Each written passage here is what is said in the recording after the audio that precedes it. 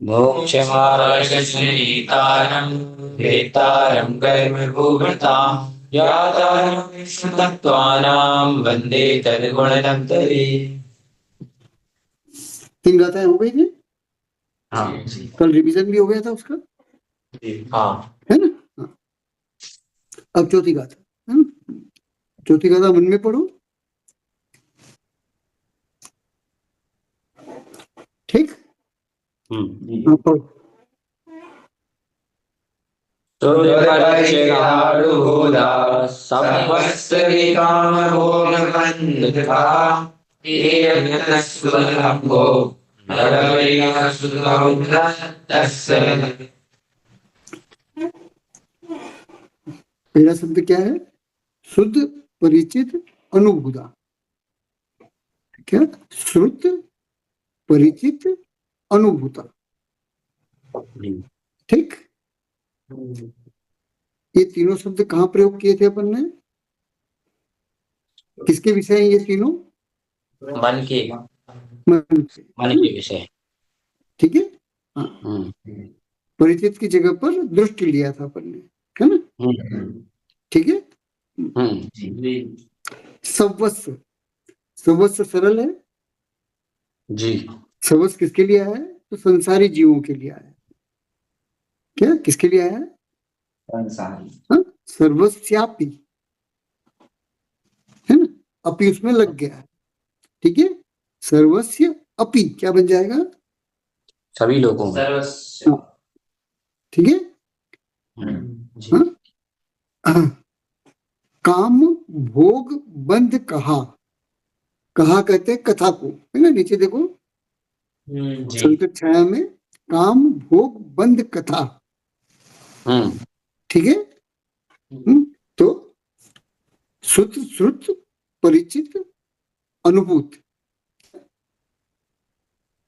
श्रुत सुनी हुई है, परिचित में आई, परिचय में आई है, और अनुभूत है ना। तो क्या है वो? तो काम भोग बंध कथा है। तो काम संबंधी कथा और भोग संबंधी कथा, बंध दोनों के साथ लग जाएगा, और कथा भी दोनों के साथ लग जाएगा, काम और भोग के साथ लग जाएगा, है ना। बंध का क्या बन जाएगा? संबंध बन जाएगा, ठीक है सर। हाँ? तो काम संबंधी कथा और भोग संबंधी कथा सब संसार के सभी जीवों की कैसी है?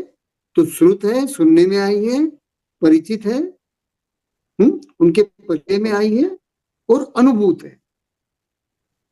हुआ स्पष्ट? तो श्रुत, परिचित और अनुभूत, इसमें क्या है कि जिसके लिए कोचिंग नहीं लेनी पड़ती, ऐसा है ये, है ना। अब इन दो के अंदर संसार के सभी विभाव परिणाम आ जाते हैं।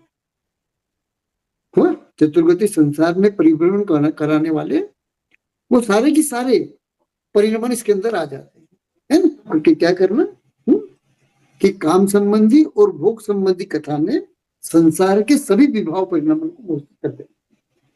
अब इसको ऐसा सोचो कि क्रोध, मान, माया, लोभ, संसार में कोई क्रोध की कोचिंग लेता है? नहीं। मान की कोचिंग लेता है? नहीं। माया की कोचिंग लेता है? नहीं। लोभ की कोचिंग लेता है? नहीं। हाँ? और ये चारों चीज कैसी है? हाँ?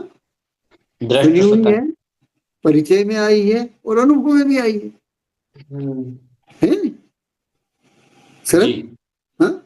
ऐसे ही नो कसाय में लगा लेना जी, ठीक है। हास्य रति आदि, है ना, 3 वेद उनमें लगा लेना।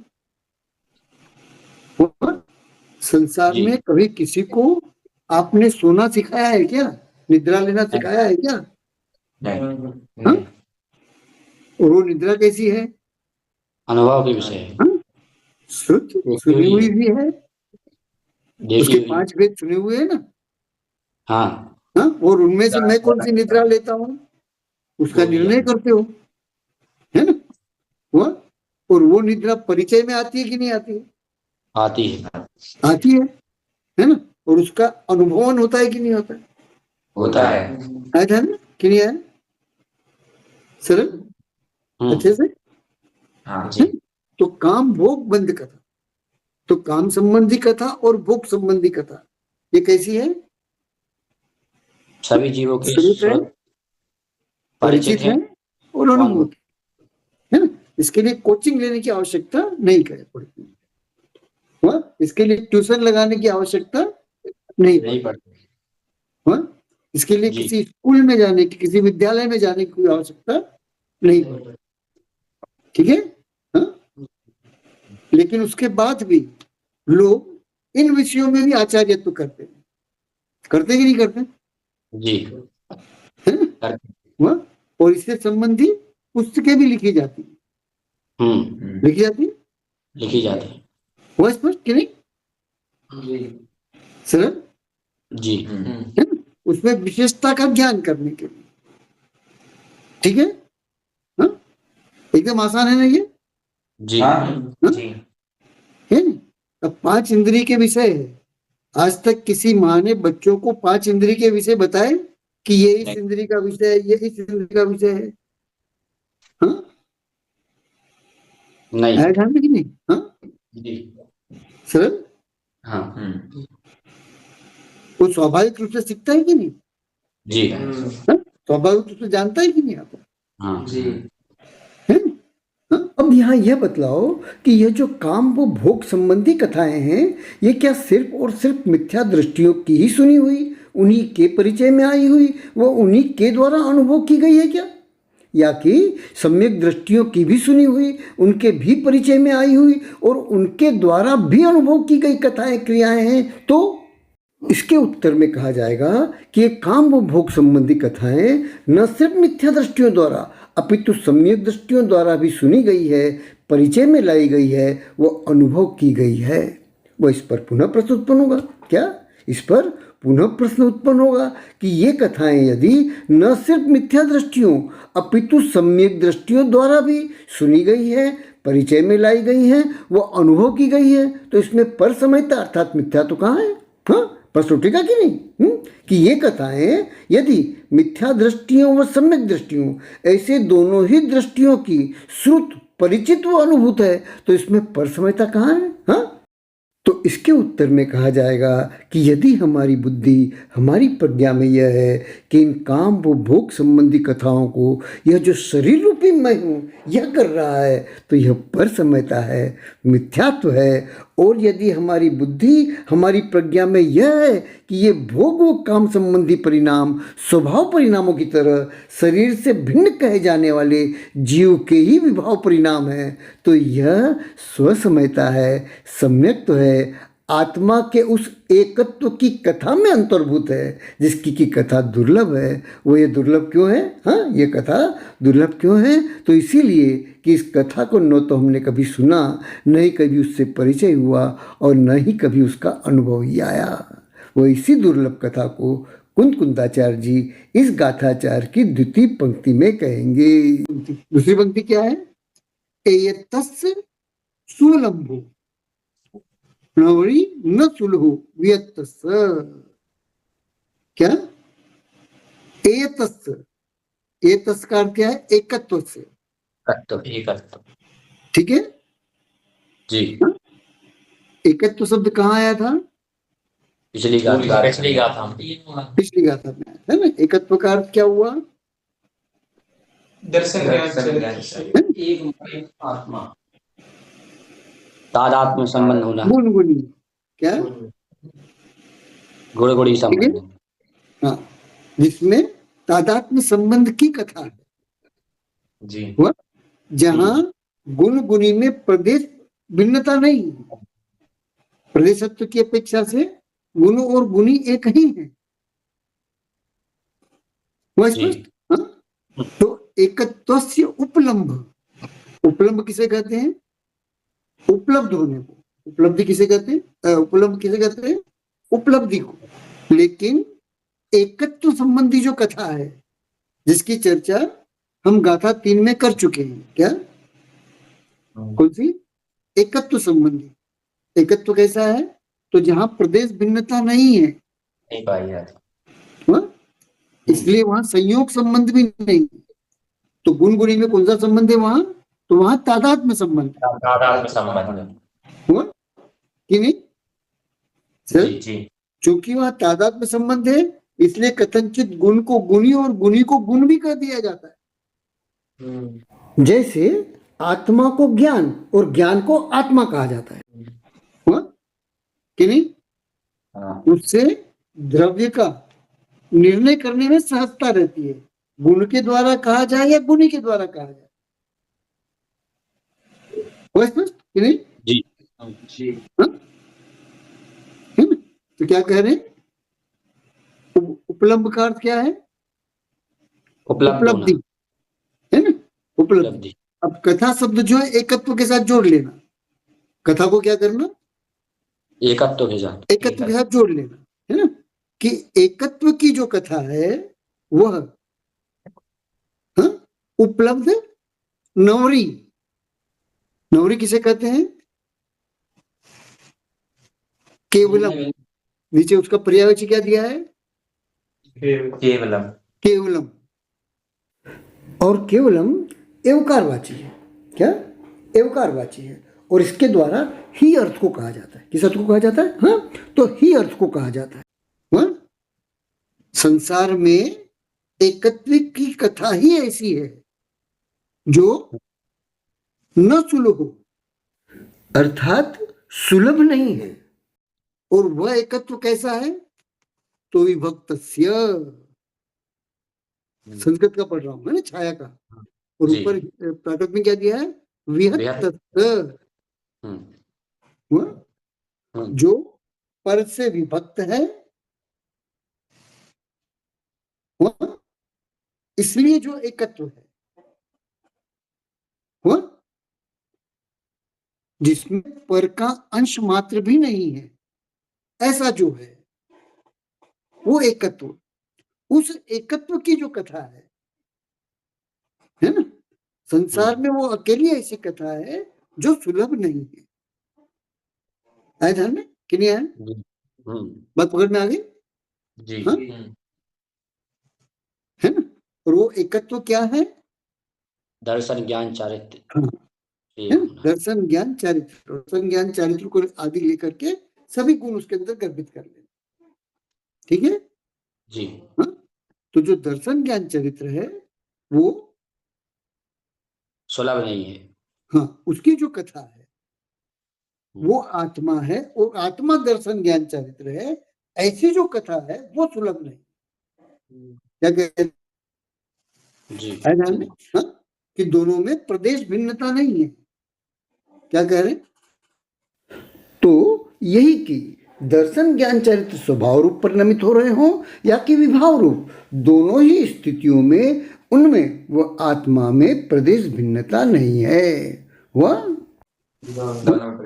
दोनों में प्रदेश भिन्नता नहीं है, और वो जो कथा है वो संसार में सुलभ नहीं है। उसको कहने वाले बिरले, थोड़े से। हुआ? जो थोड़े से हैं उनमें से श्रुत केवली एक है।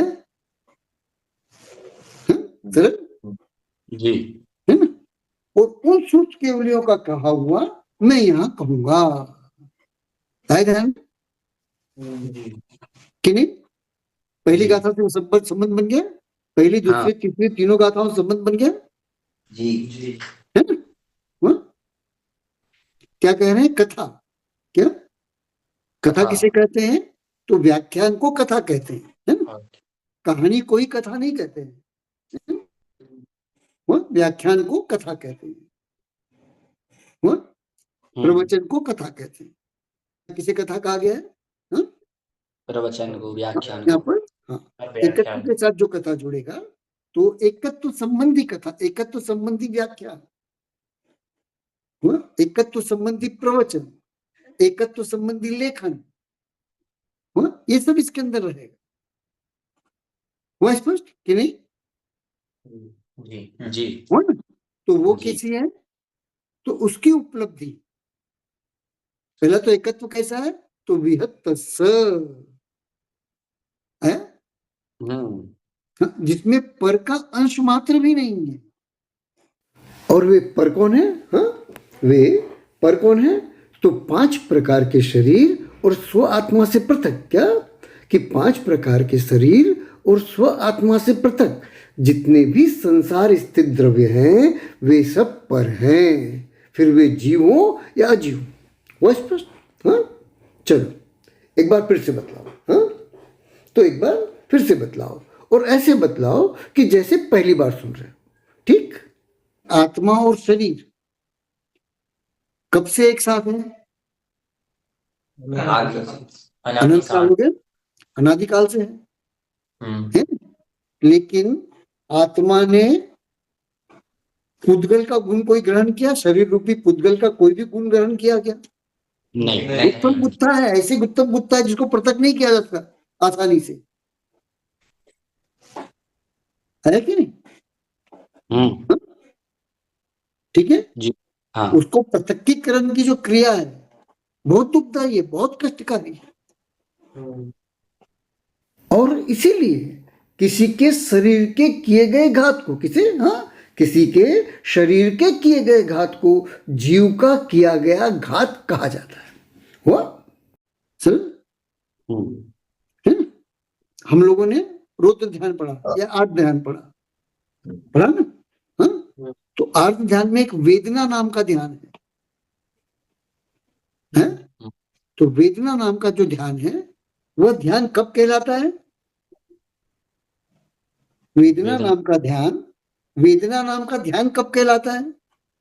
जब वेदना के 2 भेद, वेदना का सामान्य परिणाम और दूसरा वेदना का ध्यान। तो वेदना का ध्यान कब कहलाएगा? उसके कारण मिलेंगे। नहीं, वेदना समुद्घात समझाया था मैंने। हाँ, है? स्पर्श के। वेदना समुद्घात में क्या होता है? आत्मा के प्रदेश शरीर से बाहर निकल आते हैं। है जानना? तो इतनी वेदना होगा कि आत्मा के प्रदेश क्या हो जाए? शरीर के बाहर निकल जाए। उस वेदना को आर्त ध्यान कहते हैं। ध्यान में कि जी। उस समय और कुछ भी नहीं सूझेगा, न कुछ सुनाई देगा, न कुछ और पल्ले पड़ेगा। वो स्पष्ट कि नहीं? जी जी जी सर? हाँ? और ऐसे व्यक्ति को अगर कोई उपदेश दे सकता है तो तीर्थंकर जैसा जो महापुरुष होते हैं वो उपदेश सकते हैं, है ना? हाँ? जी। उदाहरण एकदम आसान है। सर्पनी को किसने दिया उपदेश? पार्श्वनाथ भगवान। हाँ? और स्थिति क्या हो गई थी उनकी? बिलख रही थी। हाँ? जल गए थे कि नहीं? हाँ? वेदना में थी। जलकर कैसे हो रहे थे? तड़प रहे थे। कैसे तड़प रहे थे? तो मछली को पानी में से निकाल के तपती हुई बालू पर डाल दो तो जैसी पीड़ा उस मछली को होगी मृत्यु के क्षण में, ठीक वैसी पीड़ा में वो लोग थे। है? तो वह जो काल था वो आर्त ध्यान का काल था, वेदना का काल था, और उस समय कुछ नहीं सूझता है कि चित्त जो है वो वेदना मात्र पर रहता है। हाँ? और उस समय किसने उपदेश दिया? तीर्थंकर गुरुदेव ने उपदेश दिया, और उस उपदेश से वो जो नाग नागिन का जोड़ा विशुद्धि को प्राप्त हुआ और वह जो उनको कहाँ ले गई? स्वर्ग ले गए। हाँ? भुवनवासी का देव बना दिया उनको, इंद्र बना दिया, है ना? क्या नाम हुआ उनका? धर्मेंद्र पद्मावत, है ना? नागेंद्र। क्या? तो आया समझ में कि शरीर से जीव की पृथक्कीकरण की जो क्रिया है, क्या शरीर से जीव की जो पृथक्कीकरण की क्रिया है वो महान दुखदायी है, महान कष्टकारी है। और यह महान दुखदायी, महान कष्टकारी वेदना कहाँ तक पाई जाती है? कहाँ तक पाई जाती है? तो कहते हैं कि यह वेदना नामक अर्थ ध्यान मुनियों के लिए कहे गए छठे गुण स्थान तक पाया जाता है। कहाँ तक? हाँ, तो मुनियों के लिए कहे गए छठे गुण स्थान तक पाया जाता है। अर्थात न सिर्फ अविरत सम्यक दृष्टि अपितु देश विरत अनुवृत्ति व सर्वविरत महाव्रति भी इस वेदना नामक अर्थ ध्यान में पाए जा सकते हैं। वह स्पष्ट? हाँ? तो इससे क्या सिद्ध होगा? तो इससे क्या सिद्ध होगा? तो यही कि जो मिथ्या दृष्टि है वो इस धारणा वाला होता है कि जो वेदना हो रही है वो जो यह शरीर रूपी मैं हूँ उसे हो रही है। वो तीनों सम्यक दृष्टियों की धारणा होती है कि ये जो वेदना हो रही है वो जो मैं ज्ञान स्वरूपी आत्मा हूँ, कौन? जो मैं ज्ञान स्वरूपी आत्मा हूँ उसे हो रही है, शरीर को नहीं। क्यों? शरीर को क्यों नहीं? हाँ, तो वो इसलिए कि जो शरीर है वो चूंकि अचित्त है, अचेतन है, इसलिए उससे वेदना, उसे पीड़ा नहीं हो सकती। हुआ स्पष्ट? हाँ, सम्यक दृष्टि व मिथ्या दृष्टि की वेदना में क्या अंतर है, एक बार फिर समझ में आया ना? हाँ, तो आत्मा और शरीर कैसे हैं? हाँ हाँ, तो हाँ। अनादिकाल से शरीर जो है ये जीव के साथ है, जैसे हाइड्रोजन और ऑक्सीजन अनादिकाल से पानी रूप है। लेकिन ऐसा हुआ क्या कि जीव ने शरीर के गुण ग्रहण कर लिए और जो पुद्गल है, शरीर है, उसने जीव के गुण ग्रहण कर लिए? ऐसा है?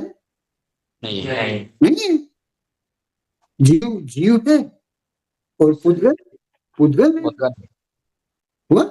जो शरीर है उसने अपना पुद्गलत्व तो नहीं छोड़ा और जीव ने अपना जीवत्व तो नहीं छोड़ा। पूरा। है ध्यान में? हाँ। हुआ? और स्कंद कैसे बना? जीव और शरीर का स्कंद कैसे बना? किस कारण से बना? हाँ, तो विभाव परिणाम के कारण बना। हाँ, और तो विभाव भी किसका गुण है? जीव का ही गुण है। विभाव भी किसका गुण है? अब बताओ, क्रोध करती हुई आत्मा क्या कोई पुद्गल हो जाती है क्या? नहीं। हाँ? क्यों नहीं होती? उसका गुण नहीं है। हाँ, क्योंकि पुद्गल का गुण नहीं है वो। पुद्गल में क्रोध पाया नहीं जाता। अगर पुद्गल में क्रोध पाया जाने लगे तो पुद्गल जो है वो क्रोध हो जाए, वो जीव हो जाए। हुआ स्पष्ट कि नहीं? ऐसे ही क्रोध, मान, माया, लोभ। हुआ स्पष्ट? तो स्कंद किस कारण से बना? हाँ, जीव के विभाव परिणामों के कारण। हुआ? पुद्गल कर्मों ने जीव को नहीं पकड़ रखा है। क्या? तो किसने पुद्गल कर्मों को पकड़ रखा है?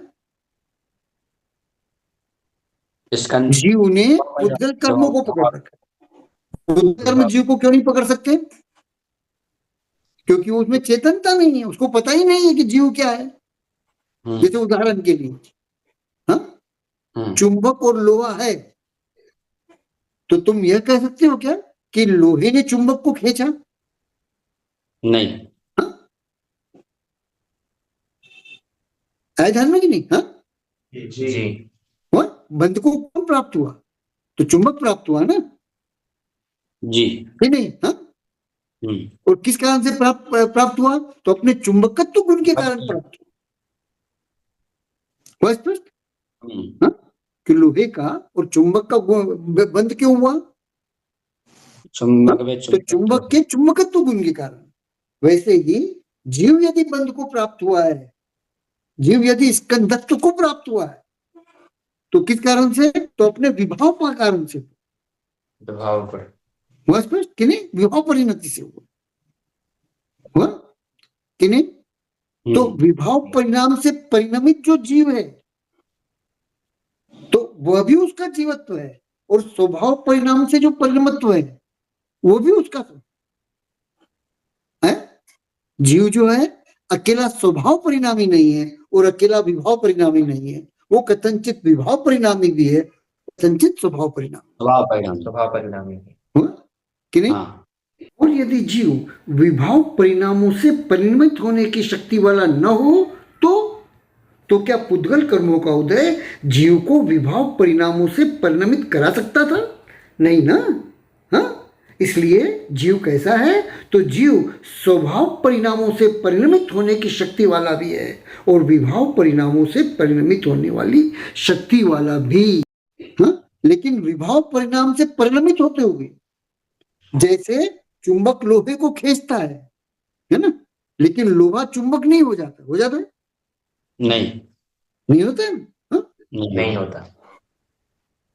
वैसे ही जीव ने पुद्गल कर्मों को पकड़ रखा है, हुआ?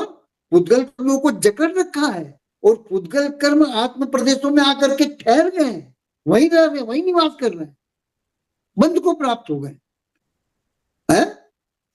कि नहीं? उदय में आए बिना वो झड़ नहीं सकते, हुआ कि नहीं? जी। हाँ? सरल जी। है ना? उसके बाद भी जो पुद्गल है वो जीव परिणामों से परिणमित हो पाया क्या? नहीं। नहीं हो पाया। है ध्यान कि नहीं है? हाँ? जी। हुआ ना स्पष्ट? हाँ? और हाँ। जीव पुद्गल परिणामों से परिणमित हो पाया क्या? नहीं हो पाया। नहीं। नहीं हो पाया। हुआ स्पष्ट? हाँ? मिथ्यात्व कर्म के उदय से मिथ्यात्व रूप परिणमित आत्मा जो है वो मिथ्यात्व कर्म हो जाती है क्या? नहीं होती। नहीं होती। हाँ? और मिथ्यात्व कर्म के उदय के कारण जो पुद्गल कर्म है वो मिथ्यात्व परिणाम रूप परिणमित होने लगता है क्या? नहीं होती। नहीं होने लगता। है ध्यान में कि नहीं? हाँ? तो जो जो है उसका वो बने रहना वो एकत्व है, और पररूप परिणमित में जाना ये उसका भी भक्त गुण है ध्यान में? क्या? हाँ। जो जो है उसका वो बने रहना, रूप बने रहना। है ना? और पररूप न परिणमता, एकत्व बढ़े। यही एकत्व और विभक्त है। वह स्पष्ट कि नहीं? जी। कठिन हो रहा है? नहीं। हाँ? अच्छे से जी। जी अंकल जी। नहीं ना?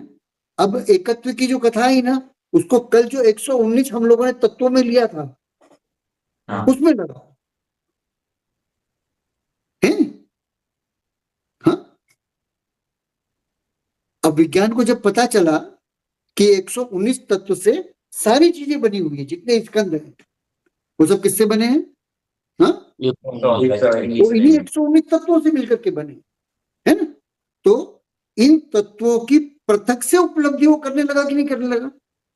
हाँ। हाँ। है ना? हुआ? और जो चीजें हमें फल आदि से प्राप्त होती थी हुआ? उनका वो कृत्रिम रूप से निर्माण करने लगा कि नहीं लगा? हाँ। करने लगा ना? कब करने लगा? जब जब वो एकत्व का बोध हुआ, एकत्व का ज्ञान हुआ, है ना? कि नहीं है? हाँ। सरल उदाहरण पानी, पानी का H2, हाँ? हम पानी को एक तत्व मान रहे थे, क्या मान रहे थे? जल को एक तत्व मान रहे थे। तो क्या सिद्ध हुआ कि जल एक स्वतंत्र तत्व न होकर के दो तत्वों के सुमेल से बना है। वो स्पष्ट? हाँ? हाँ? और वे दोनों तत्व कैसे हैं कि दोनों मिलकर के एक स्कंद बना रहे हैं, लेकिन उसके बाद भी जो हाइड्रोजन है वो हाइड्रोजन बना लेता है, जो ऑक्सीजन है वो ऑक्सीजन बना लेता है, और इनको तोड़ करके पुनः दोनों की प्राप्ति की जा सकती है। हाँ, यही एकत्व है समझ में? वैसे ही जीव और शरीर में लगा, कहाँ लगा ना? जीव और शरीर आगे था ना? क्लियर? हाँ। कि जीव और शरीर, जीव के विभाव परिणामों के कारण और पुद्गल के विभाव परिणामों के कारण जीव और शरीर का एक स्कंद बना, लेकिन उसको पृथक करके आप जीवत्व को अलग और पुद्गलत्व को अलग अलग कर सकते हैं। है ध्यान? हाँ? उसको अलग करने पर पुद्गलत्व पुद्गलत्व रूप से प्राप्त होगा और जीव शुद्ध जीवत्व के रूप से प्राप्त होगा। है ध्यान कि नहीं? हाँ? जी। तो ऐसे पुद्गल के इस स्वरूप को जानने के लिए मुझको वैज्ञानिक बनना पड़ता है, वैसे ही जीव के और शरीर के इस स्वभाव को जानने के लिए मुझे आध्यात्मिक बनना पड़ता है। यहां प्रश्न होगा कि आध्यात्मिक किसे कहेंगे? तो चारों अनुयोगों के अध्येता को आध्यात्मिक कहेंगे। क्यों चारों अनुयोगों के अध्येता को? क्यों? क्योंकि आत्मा अर्थात चेतन वो अनात्मा अर्थात अचेतन से संबंधित कथन चिंतन मनन को अध्यात्म कहते हैं। वो चूंकि चारों ही अनुयोग अपने अपने नयों की मुख्यता से न सिर्फ आत्मा का अपितु अनात्मा का भी कथन करते हैं, इसलिए आध्यात्मिक वही है जो कि इन अध्यात्म ग्रंथों के अध्येता है। क्योंकि चारों अनुयोगों के अध्येता हुए बगैर किसी एक नए विशेष से ही आध्यात्मिक हुआ जा सकता है, अध्यात्म शब्द के व्युत्पत्ति अर्थ की अपेक्षा से नहीं। बस बस हाँ? सरल है? जी। हाँ? और वह जो कथा है एकत्व की, जीव और शरीर के संबंध में है, वो जो एकत्व की कथा है कि जीव एकत्व है और शरीर एकत्व है, हुआ कि नहीं सर? एकत्व का जो सिद्धांत शरीर पे लगेगा वही जीव पे लगेगा, और जो जीव पे लगेगा वही एकत्व का सिद्धांत पुद्गल पे लगेगा। दोनों अपने अपने गुणों में पाए जाएंगे, प्रदेश विभाजन रहित, हुआ कि नहीं हाँ सर? जैसे स्पर्श रस गंध वर्ण है ना? हाँ, ये परमाणु में पाए जाते कि नहीं पाए जाते? पाए जाते हैं ना? हाँ सर जी, हैं क्यों पाए जाते हैं? उसका विषय, उसका नहीं गुण नहीं, एकत्व रूप से। क्यों नहीं? क्योंकि प्रदेश भिन्नता नहीं है दोनों में, है कि नहीं सर? जी अगर प्रदेश भिन्नता हो जाए तो ये चारों चार द्रव्य हो जाए, स्पर्श रस गंध वर्ण नहीं हो जाए, परमाणु चार प्रकार का मिले, लेकिन वैसा मिलता है? हाँ? नहीं मिलता। वो स्पष्ट है सर, है ना? अच्छे से जी बात समझ में आ रही है ना? हाँ? तो एकत्व की कथा है ना? अब ये कथा कैसी है? दुर्लभ है, ठीक? अब दुर्लभ है तो कुंदकुंदाचार्य से नहीं पूछोगे क्या ये दुर्लभ कथा आपको कहां से मिल गई? पूछोगे ना? हाँ कि नहीं पूछोगे? हाँ? पूछोगे ना? तो उन्होंने क्या कहा पहली गाथा में कि यह कथा मेरी नहीं है, क्या सद केवलम भड़दम है? ये कथा मैंने नहीं लिखी है, ये कथा मैंने नहीं कही है, ये व्याख्यान मेरा नहीं है, ये प्रवचन मेरा नहीं है, तो किनका है? तो श्रुत केवलियों का। हुआ कि नहीं? अब फिर आप प्रश्न पूछ लोगे क्या कि अगर श्रुत केवलियों का है तो श्रुत केवलियों ने जितने विस्तार से कहा उतने विस्तार से क्यों नहीं कह रहे हो? क्या प्रश्न पूछोगे?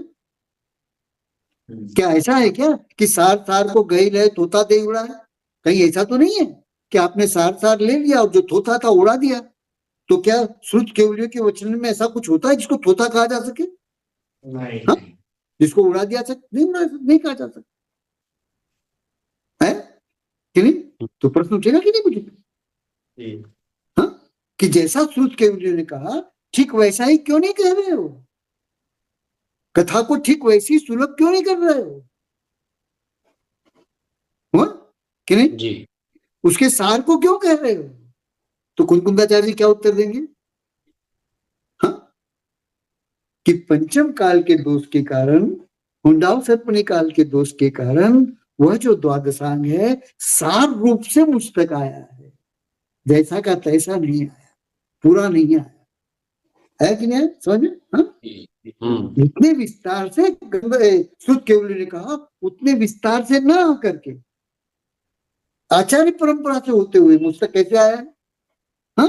तो सार रूप से आया है, तो मुझ तक जो सार रूप से आया है उसी सार को मैं आगे तुम लोगों के लिए कह रहा हूँ। ध्यान जी जी वह स्पष्ट? हाँ, गाथा का समझ में आया कि नहीं? हाँ जी और पहली दूसरी तीसरी गाथा संबंध समझ में आया है ना?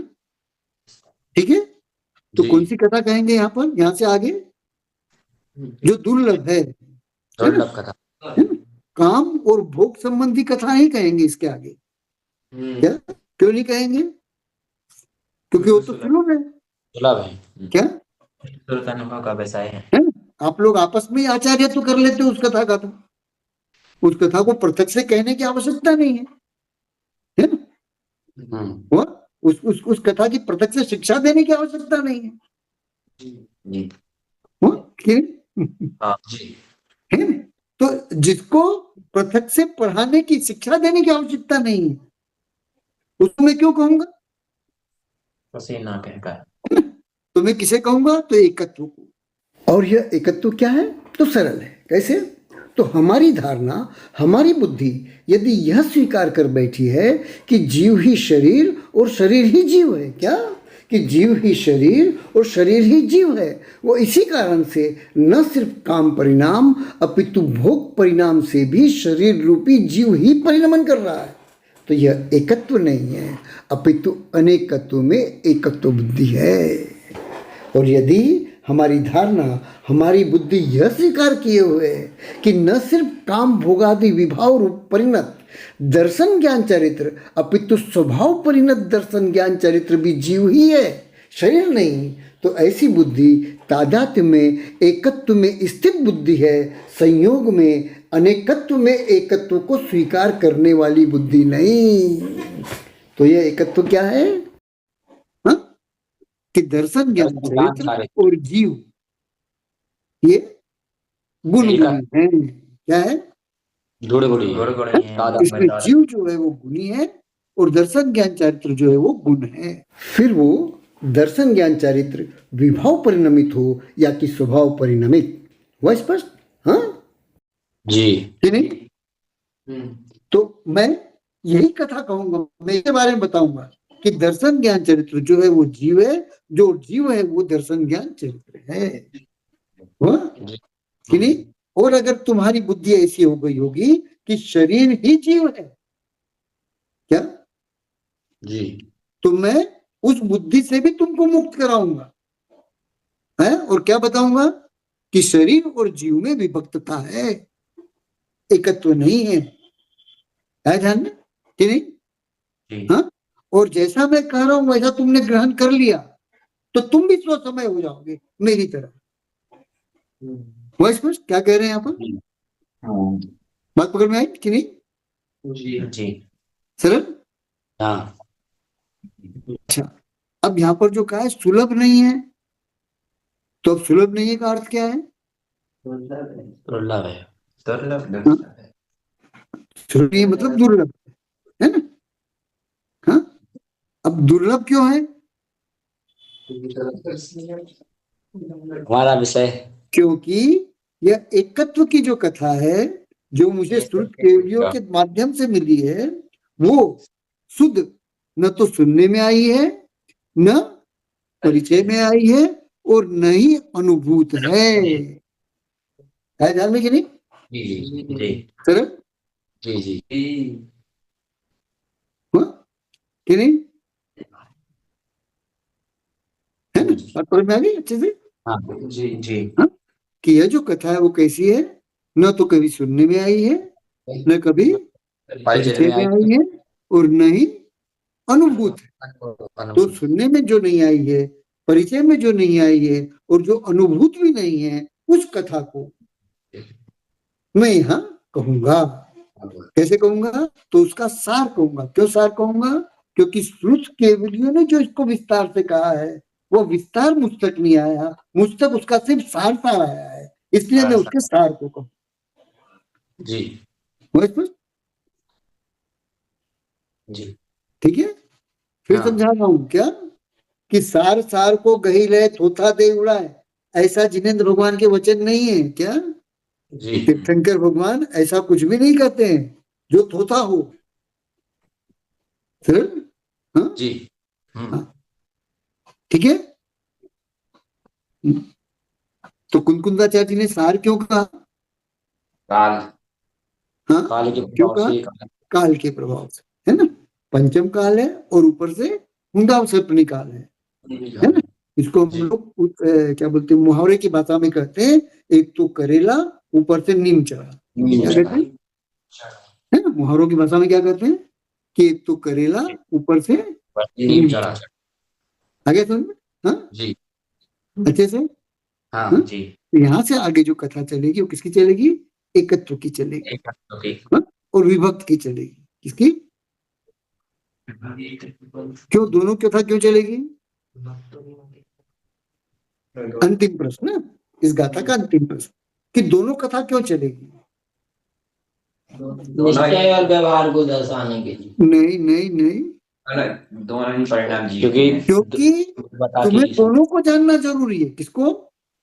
तुम क्या हो यह जानना जरूरी है और तुम क्या नहीं हो यह जानना जरूरी है। जी यदि इसे तुम नहीं जानोगे कि मैं क्या नहीं हूं तो तुमको भ्रम हो सकता है कभी भी कि कहीं मैं यह भी तो नहीं हूं। है ध्यान में कि नहीं आ रहा? हाँ? जो मैं नहीं हूं कहीं वो भी तो मैं नहीं हूं, भ्रम हो सकता है ध्यान में कि नहीं आ रहा? हाँ?